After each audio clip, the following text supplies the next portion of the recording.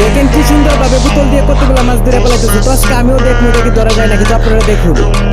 এর জন্য একটি বোতল এবং দুইটি বোতলের মাথা কেটে নিয়েছি। তারপর একটি গোল আকারে ছিদ্র করে দুইটি মাথা ঢুকিয়ে দিলাম ভিতরে। তারপর সম্পূর্ণ কাজ শেষ। এবার যা করবো, একটি সুতা নিলাম, নিয়ে মুক্তার মধ্যে সুন্দরভাবে বান দিয়ে দিলাম। তার অন্য মাথা ছিপের মধ্যে বান দিয়ে দিলাম সুন্দরভাবে। এবার কাজ শেষ। এবার আমি টিভির সাথে দেবো ভিজা শুটকি, কারণ এই শুটকি গুলো দিলে কিন্তু মাছ বেশিরভাগ ধরে। আমি এগুলো করছি যে কত কই মাছ ধরছি, তো এগুলো দিয়ে দিলাম আমি অনেকগুলো। তো এবার আমাদের কাজ শেষ। এবার আমরা নিয়ে যাবো ওইখানে যেখানে গিয়ে মাছ করবো। আপনারা দেখুন, আমরা চলে এলাম একটি পুকুরের কাছে। এবার এটাকে পুকুরে ফেলে দিলাম।